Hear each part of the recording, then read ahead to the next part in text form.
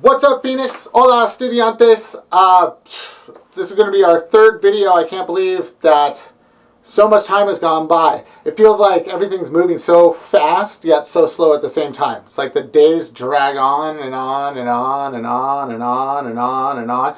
But then I turn around and this is like, what, the fifth week already of the entire shutdown quarantine experience. So it's crazy, crazy. On to the show. Last time that we spoke on Teams, we talked about creating a schedule and how important it is to have a schedule and stick to it, especially in this time where we're at home and it can really easily just become just one big blah of a day. So what I want to do today is I want to talk to you guys about how you can plan out a schedule and how you can follow it and how you can do your best to just keep on going and making it feel like you're still having a sense of normalcy around your day. So here we go. The first thing that you want to know about when you're building out a schedule is you want to know about all the things that you want to do or all the things that you have to get done. I know for me, I have a lot I have to do as far as taking care of my kids. I have a lot I got to do as far as taking care of myself. And then I have a lot I have to do to take care of all of you within this realm of online learning and distance teaching. So what I do is I think about all of those things I have to do, and then I just make one big giant list. And it's every little part that goes into my day. What time are you going to wake up every day? What are you going to do right after you wake up? What do you need to do for school?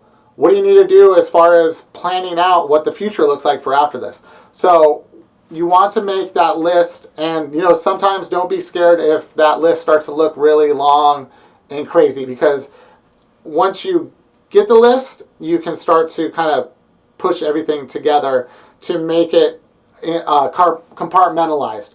And once you have that, then it's a lot more manageable.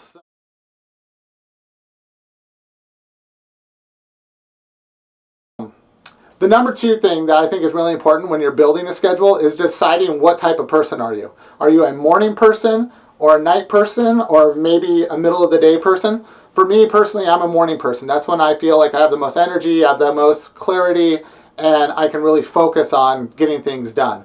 The idea behind this is if you are the type of person that works well in the morning, if you are the kind of person that works well at night, you want to plan out your hardest task or the things that you need to focus on the most for when you're going to have that energy and when you're going to be the most efficient. So like I said, for me, I'm a morning person, so I try to get all my work done in the morning. And if I can, I try to get it done before my kids wake up, because that's a whole nother thing to think of.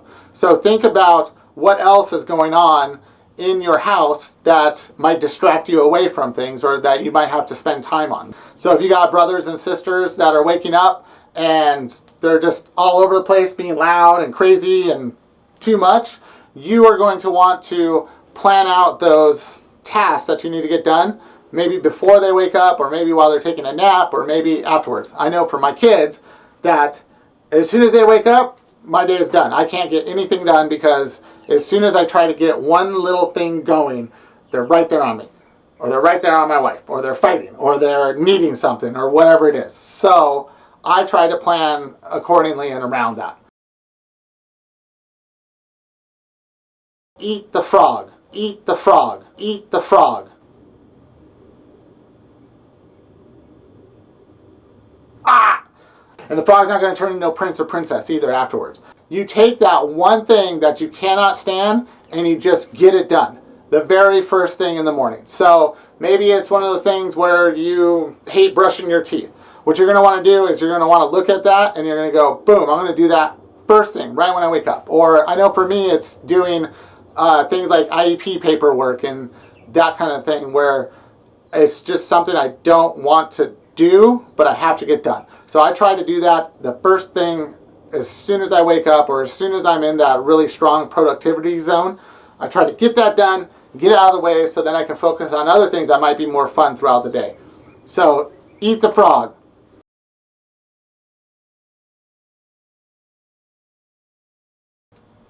The next thing you want to do is you want to decide on a time frame that you're going to use to break up your day. Some people will go by the hour, some people go by every 30 minutes, some people go by every 15 minutes. So think about what that block looks like and think about how do you work the best. Do you work really well? Can you focus for an entire hour on a task if you need to, or an entire 30 minutes? If you can, bigger blocks might be better. Or once you go and you start to decide and compartmentalize those tasks, maybe you want to go and you want to take a lot of them and so morning routine.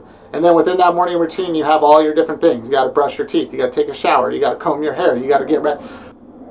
How do you work best? For me personally, I work best in small little compartments. Sometimes I'll get crazy and I'll even break it down to 10 minutes where I say, okay, I'm going to take 10 minutes to brush my teeth in the morning. And then after that, the next 10 minutes is going to be to style my hair, even though my hair doesn't take 10 minutes. But I know, right? It looks great and you didn't even know it. So think about how you work best, how long you can focus on a task, and what you can do within it.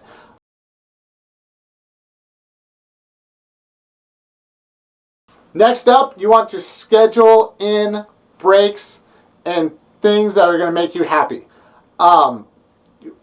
For us as humans, we're always looking for the next reward. We're always looking for something that's going to make it worthwhile.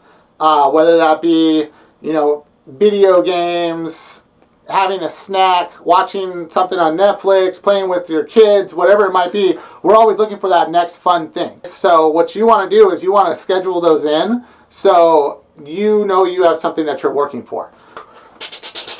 If you're really into playing like Call of Duty or you're really into playing a certain video game, maybe you want to schedule that for right after you get done doing tasks that you don't want to do. If you have maybe a block of academic time that you focus on school, right after academic time, you want to put in a block of 15, 30 minutes of video game time. So you can look forward to doing something and you can have it in your head, you know what, as soon as I get this done, it's time for video games.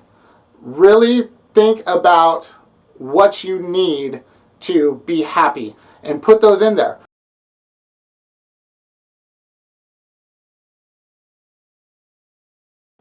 All right, last thing I want to tell you guys, be good to yourself. Be nice to yourself about this.